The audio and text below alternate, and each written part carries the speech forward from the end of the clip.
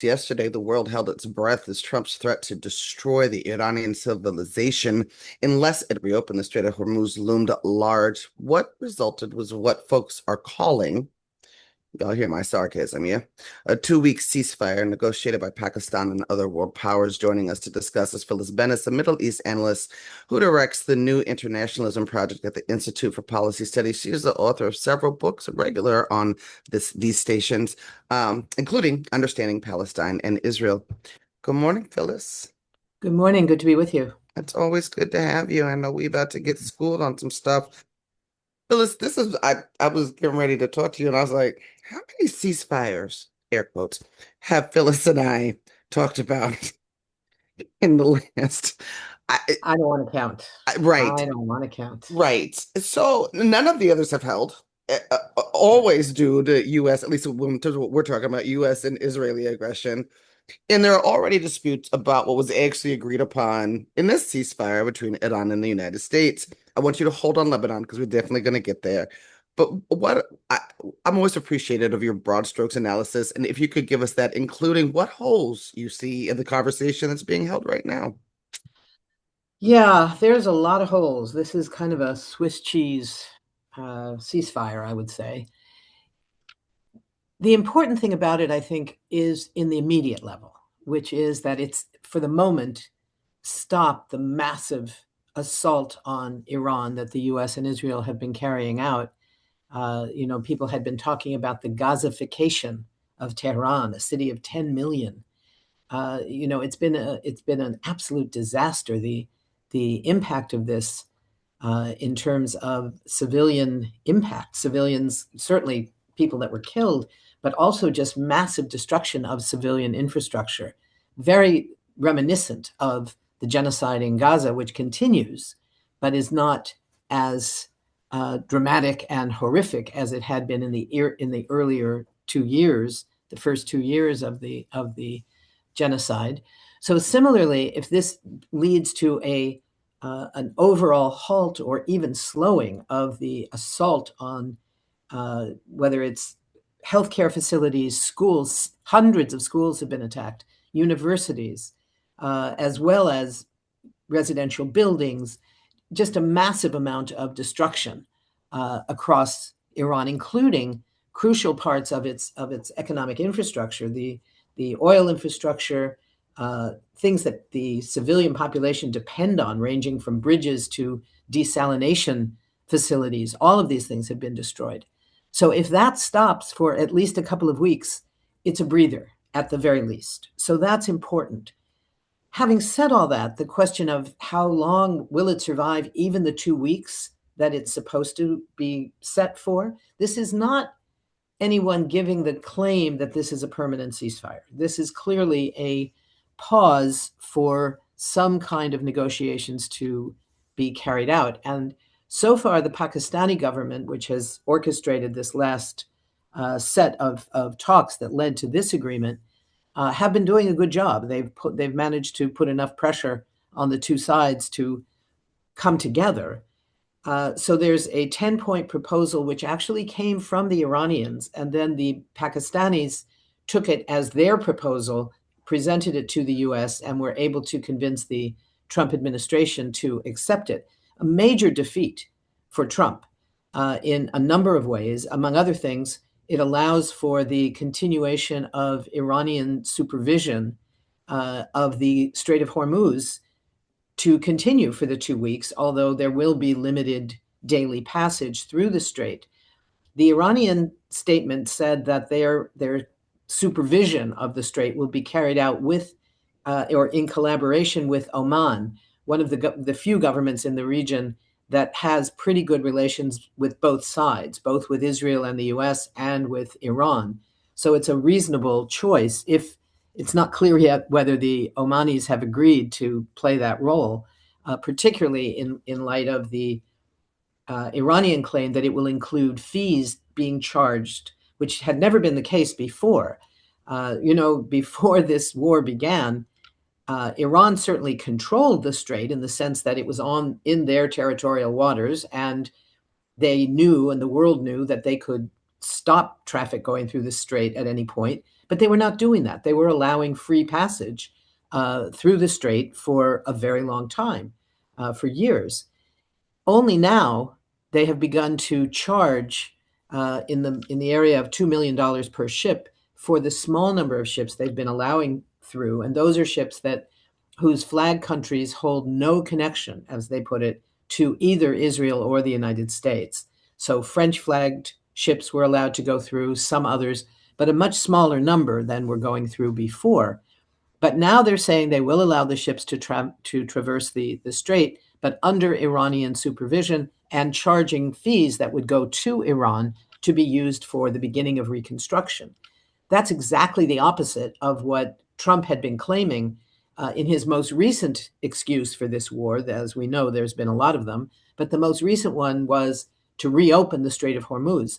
Well, the Strait of Hormuz is going to be sort of open, but only under Iranian terms, in terms of who can go through, how much money they will have to pay. It's going to be very different than it was before the war. If this war had not started, ships would be able to traverse in both directions through the Strait of Hormuz, paying nothing and using it as an international waterway. It was this war launched by Israel and the United States that changed that. So there's a host of components to what is included in this 10-point proposal, many of which now have conflicting views about what is to be, how they are to be interpreted.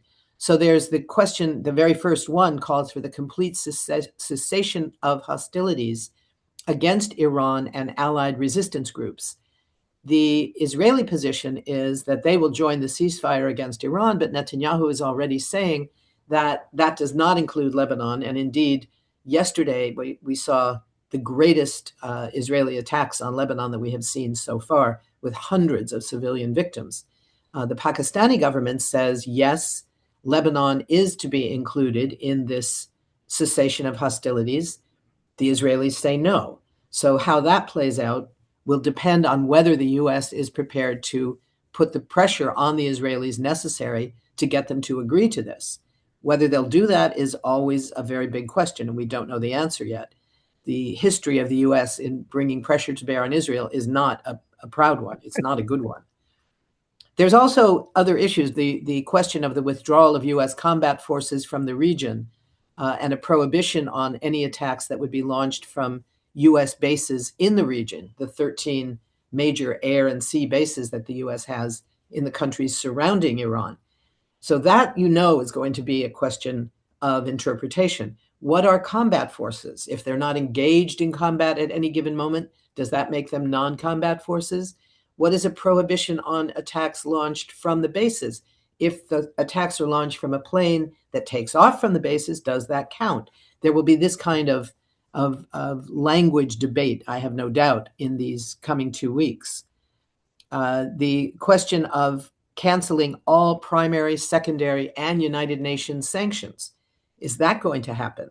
That would be a huge blow to the U.S. policy against Iran, which has used sanctions as a weapon of war to attack the civilian population, hoping that they will rise up against the government of Iran rather than against the government imposing the sanctions, and imposing sanctions for the purpose of de-development. As Sarah Roy once talked about, the Israeli policy towards Gaza was about de-developing Gaza.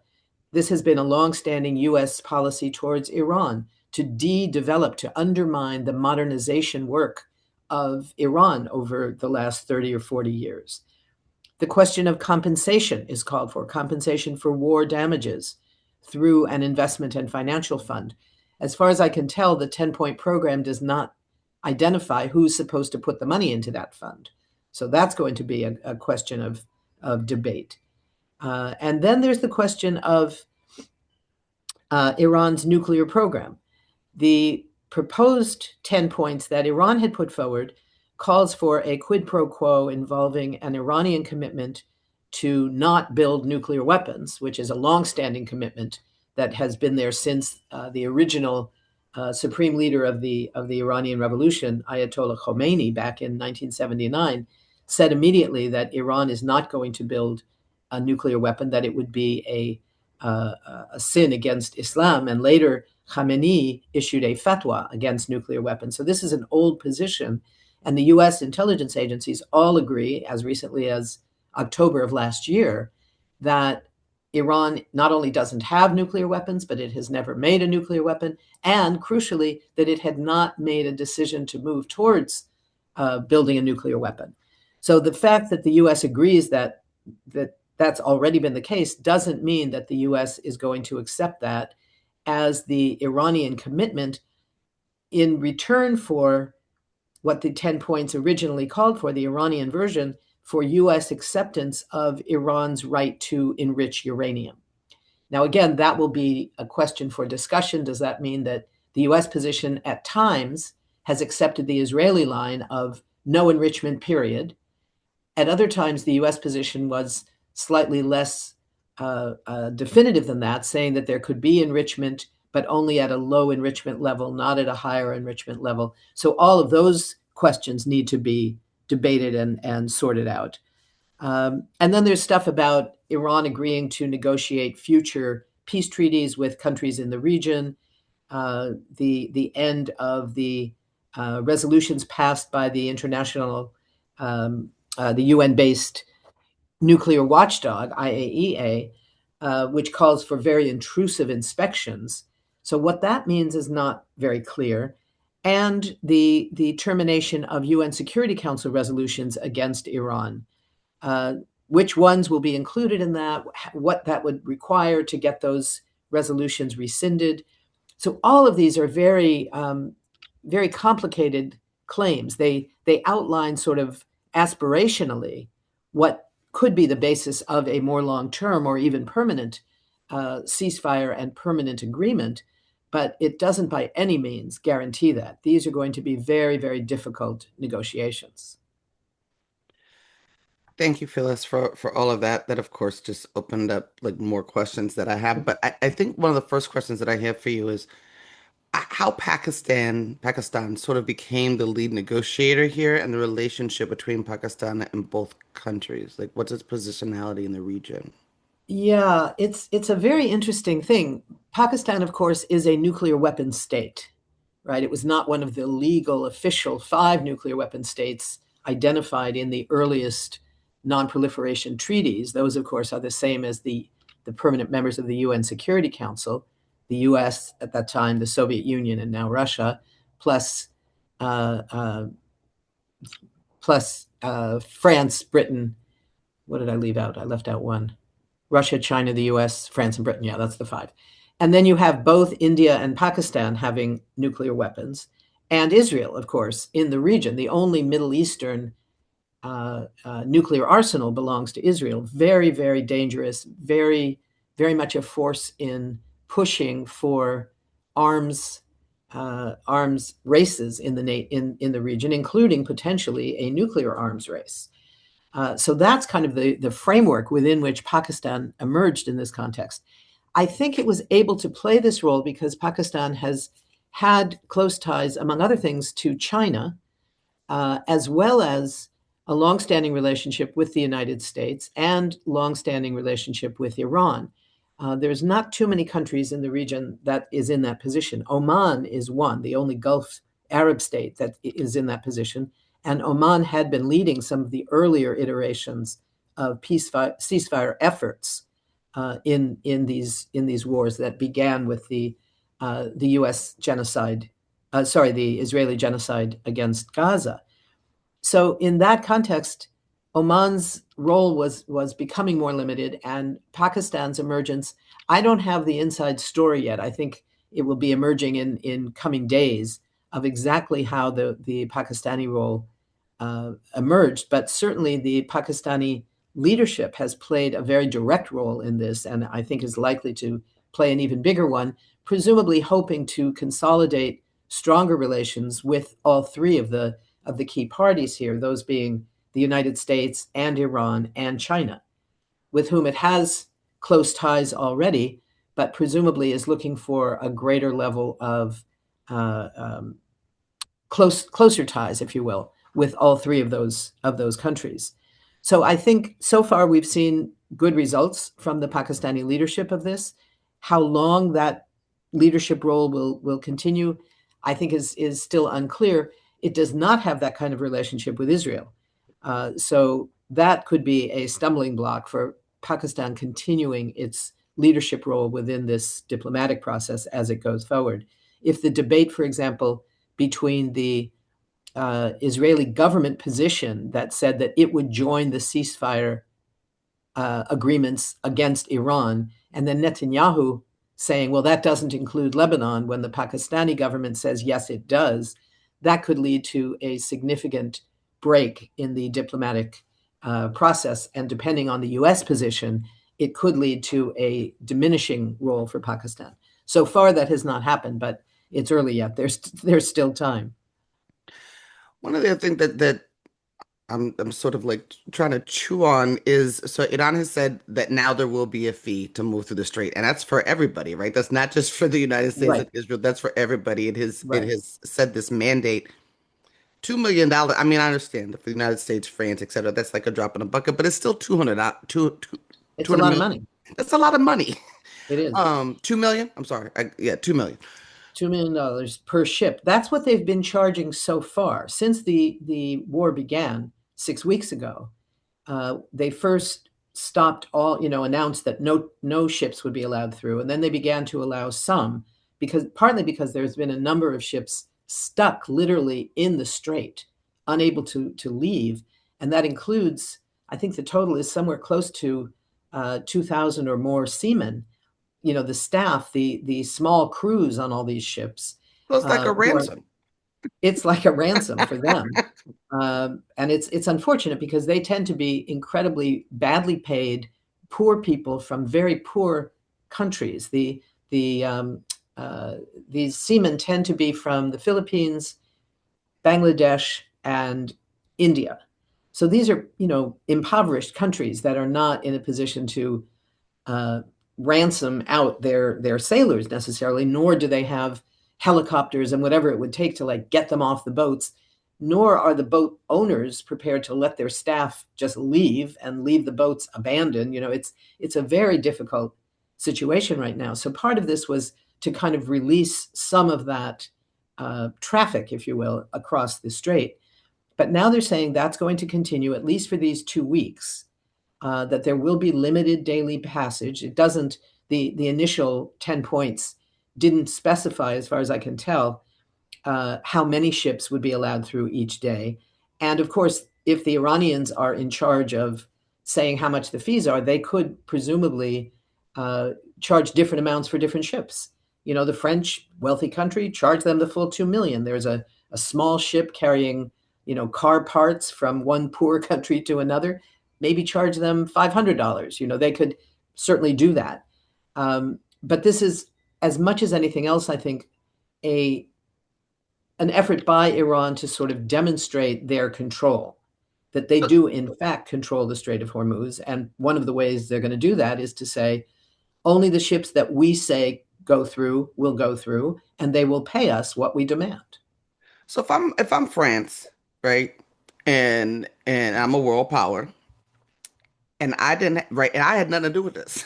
Right? Like I I didn't bomb anybody. Not that France is right. We know France is not an innocent actor in World War, I was just going to say, right, yeah, right. They right there. There's a whole slew of issues with correct. how France moves in the world.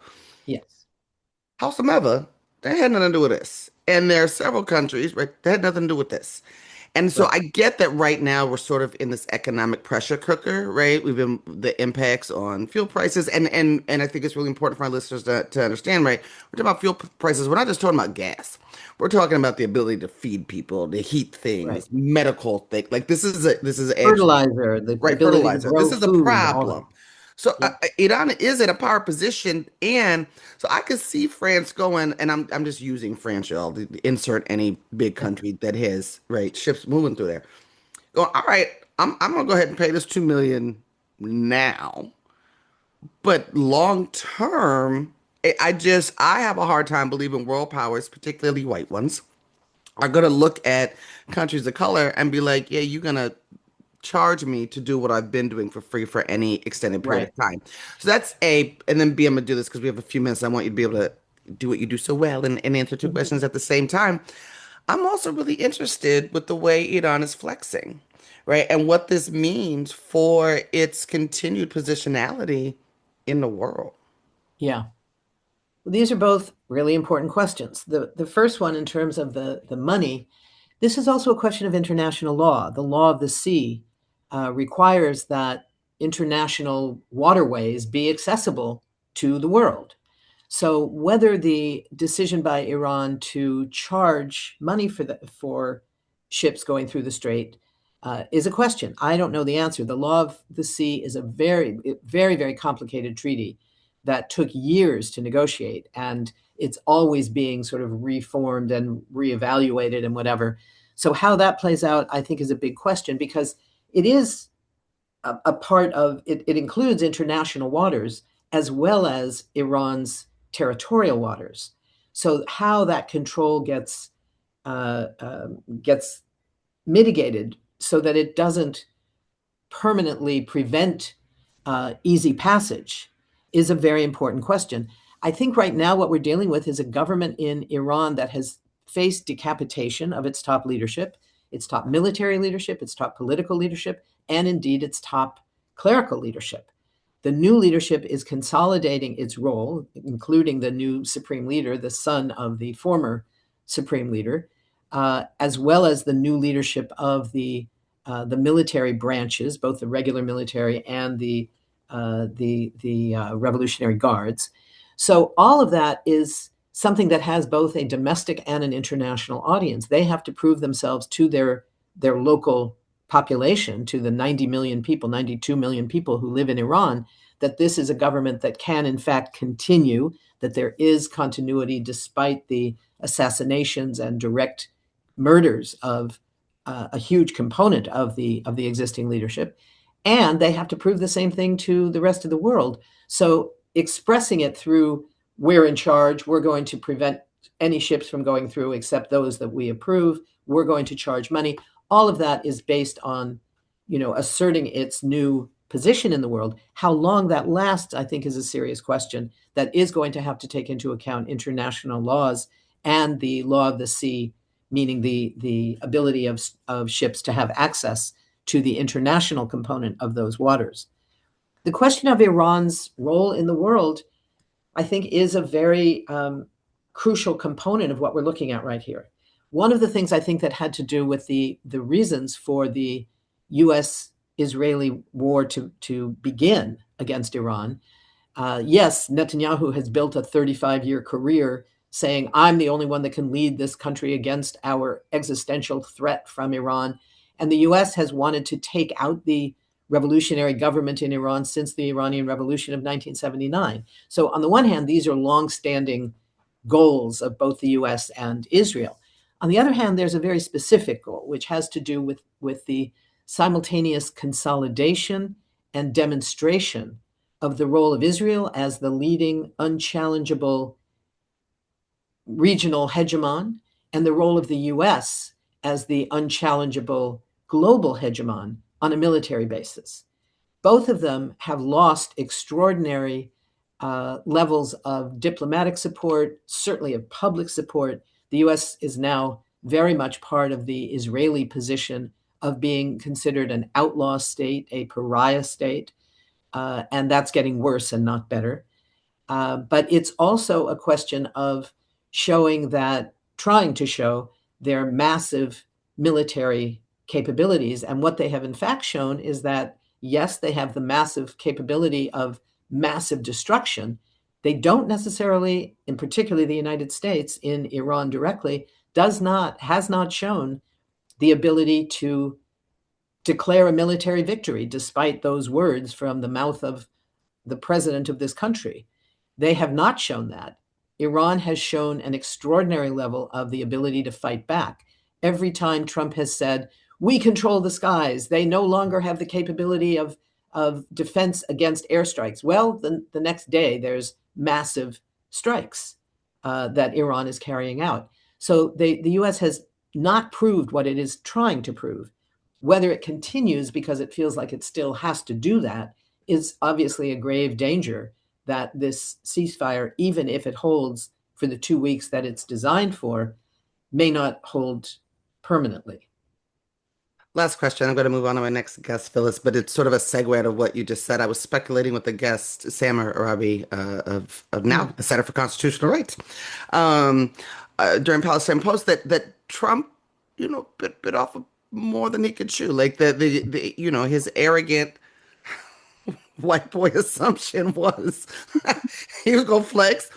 I was gonna be like, "You right," and he was gonna be able to claim victory. That is not what happened, right? And No. so that he also was looking for a way out because where this was going, where this is going, has gone, could continue to go, is not gonna make anybody happy. Not his base, not his funders, not world powers, and the impacts here. We're not going to be the business. Could this possibly be a way out that his administration was looking for?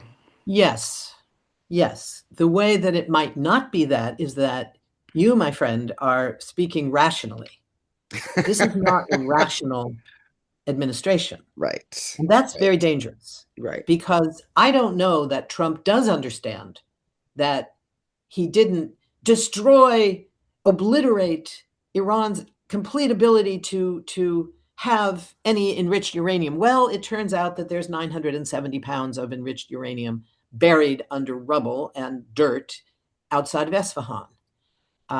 It turns out that, when he said that we control the skies, that Iran no longer has any defense capacity against military strikes, which the so-called Secretary of Defense or War, whatever you want to call it, said again yesterday that the U.S. has now taken out. We've done all of our military goals. We've achieved all of our goals. We've taken out Iran's capability of air defense. Well, it turns out that's not the case either.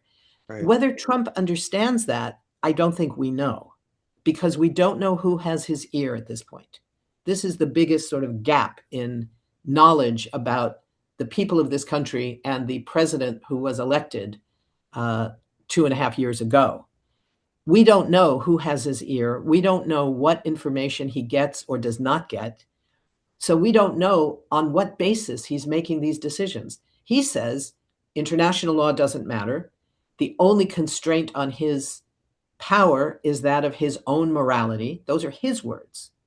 Mm. He operates on that basis, not on the basis of what is the international law requirement here?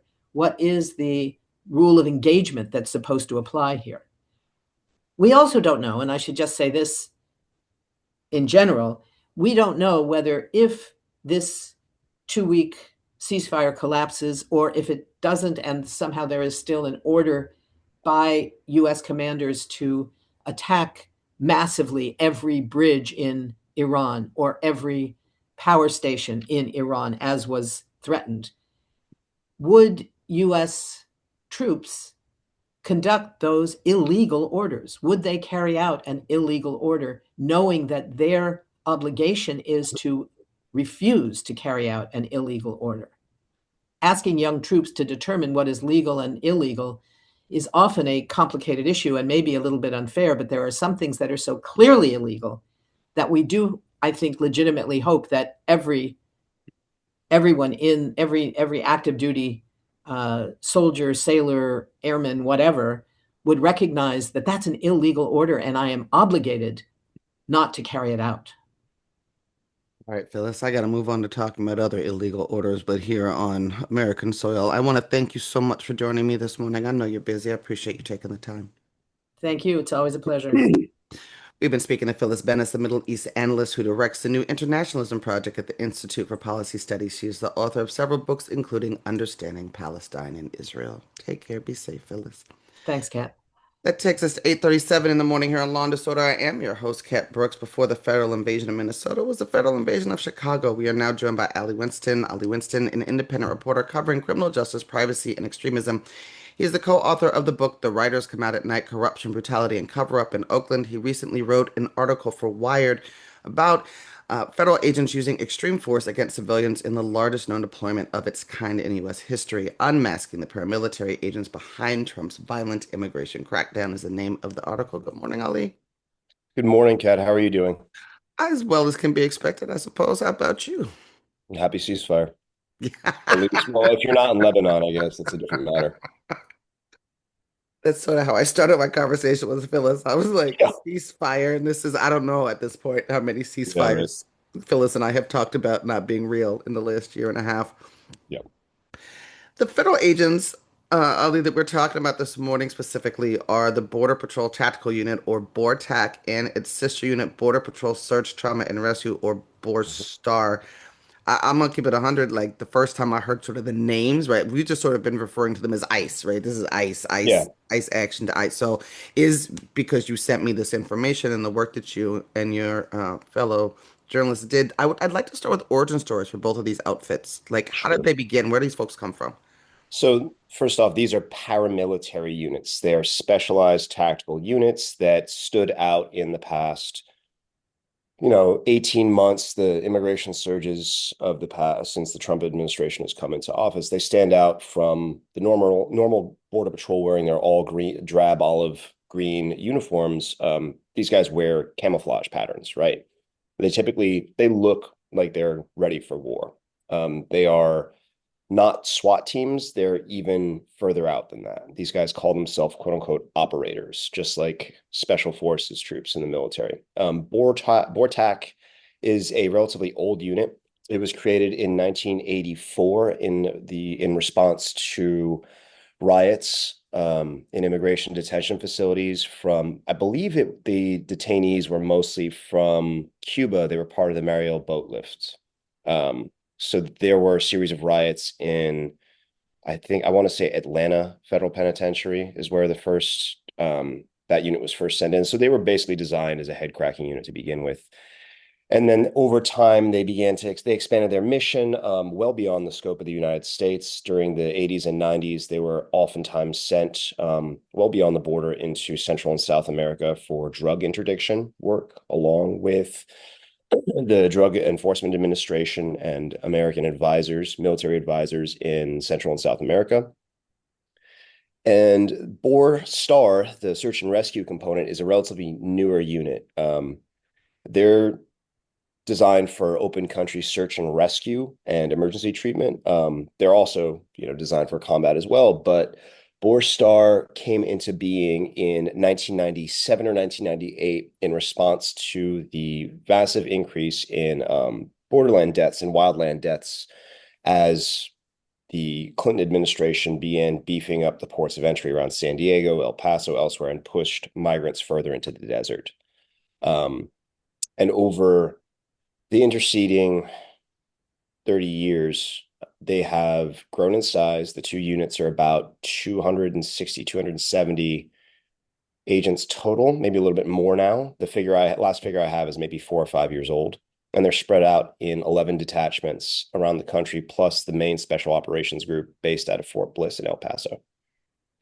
Oh, you mentioned that the figures you have are older. One of the things you do in this article is name names that have Mhm. been hidden from the public, right? Mhm. How how did you go about getting those names? And talk to us about why it's important that we're able to name these folks, identify these people. My editor, Andrew Couts, when I brought this story to him, said, yeah, we need to do this story. You can't have a democracy if you have secret police. And effectively, that's what the Homeland Security surges have kind of brought to they've kind of thrust this uncomfortable reality into our faces that by masking, by not wearing name tags, by conducting these huge enforcement sweeps of questionable legality as well in Los Angeles, Northern California, Boston, Chicago, Minneapolis, New Orleans, Charlotte, North Carolina, and elsewhere, mind you. We really are kind of looking at the unfortunate future that the current administration wants for internal security, which is that the Department of Homeland Security, the Border Patrol, Customs and Border Protection, ICE, that they will be the Praetorian Guard of the federal government. and they will enforce the law as the commander-in-chief sees fit, and they will not be identified and they will not be held to account. And I think that is, the killings of Alex Preddy and Renee Good make that abundantly clear. And they're not by far the only people who the Border Patrol and ICE and Customs and Border Protection have shot and killed. There have been over half a dozen shootings, several of them lethal, since then. So the reason why I set out to try and identify these guys, I knew that over the course of my reporting on police over the past 2 decades, every time a cop uses force, every time a law enforcement agent uses force, they document it. And I'd seen examples of the Customs and Border Protection's use of force form, and it's quite detailed. It's actually more detailed than any local or statewide law enforcement agencies' use of force form I'd seen, but I'd only found redacted examples.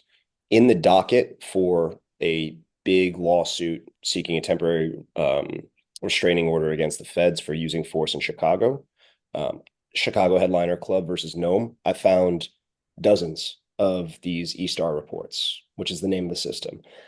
So through those reports, which were unredacted and accompanying body camera footage, I was able to kind of work through each incident, build a database off those reports by hand, and identify hundreds of Border Patrol and ICE agents. And of them, the reason why we wrote this article about BORTAC and BORSTAR is that in this subset of use of force data, which mind you is not complete, they were they were represented well under 20% of all officers deployed and were responsible for more than 30% of all uses of force.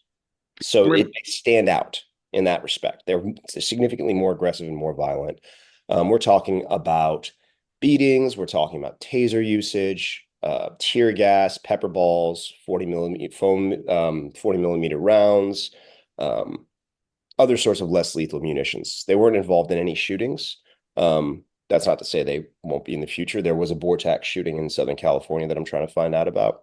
But Midway Blitz really was the area where we were able to get a window into who used force, how they used it, what circumstances, what circumstances led up to it, and, whether or not there are any consequences for them. And so far, there have been zero external consequences. All right, let's talk a little bit about Operation Midway Blitz. For my listeners, that is what the operation in Chicago was called. I think probably the incident that most of my listeners know about, because I have really noticed, like, we haven't had as much information about what happened in Chicago as we had in, let's say, Minneapolis, which is a whole Which is nother shocking. Right. Especially if y'all read Ali's article about what happened in Chicago. But probably the incident most of our listeners know about is the invasion of the apartment complex on the south side of Chicago. Can you walk us through what happened there as they descended from a Black Hawk helicopter? Yeah, so there was an apartment building on a little bit south of Jackson Park where the Obama Presidential Center, which by the way looks like a Death Star, was built. I went to college at University of Chicago, not far from there. So I know this neighborhood quite well. It's pretty mixed up, heavily African American, although Chicago has changed. The Latino population has really kind of moved around and kind of moved out of the traditional Puerto Rican and Mexican neighborhoods. There was a apartment building near South Shore Drive in the 70-something street that the landlord apparently had called the Department of Homeland Security and said, look, the building got taken over by Tren de Aragua gang members, this Venezuelan gang. There are a lot of Venezuelans in Chicago as part of this big migration that we saw during the Biden years. It's like New York in that respect. It just doesn't get as much attention because Chicago's not in the national media spotlight. So this landlord claimed that his building had been taken over by gang members. And of course, TDA is a big, they're a magnet for media attention and for law enforcement. So the Department of Homeland Security put together a task force of ICE agents, FBI, DEA, ATF, BORTAC, and BORSTAR. And they basically conducted a night raid on this building with dozens of agents, federal agents who were basically dressed for war. night vision goggles. A couple of them Borstar, which is they have the rappelling training. They actually rappelled down from a little Black Hawk helicopter onto the roof of this building. Um, and through these use of force reports, we were able to get some narrative of it. This was a very mediatized event. There were a lot of, DHS shot their own sizzle reel of this and pumped it on social media. There were some videos that were aired out by residents of the raid, and it's really, it looks like Fallujah, right?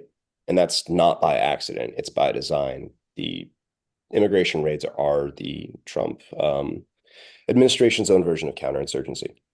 And whether it's crazy, but that actually is what this looks like. And that's the tactics they use. So through this report, we were able to piece together this narrative whereby a group of 4 BORTAC agents, let's see, Corey Myers, who's from the Tucson sector, he's a supervisor, Paul Delgado, who's from El Paso, the El Paso sector, David Dubar from the Michigan sector, and Patrick Berlin, who's also from the Michigan sector out of Detroit, and is a canine handler.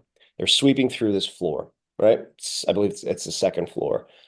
Guns drawn, popping open doors with their boots. Arrest 2 men in an apartment. They see somebody down a hallway, dip into a bedroom, close the door, and they move down the hallway. Corey Myers kicks open the door. Prior to this, they're issuing warnings. Police, come out, I'll use the canine, come out, or I'll seek the dog on you.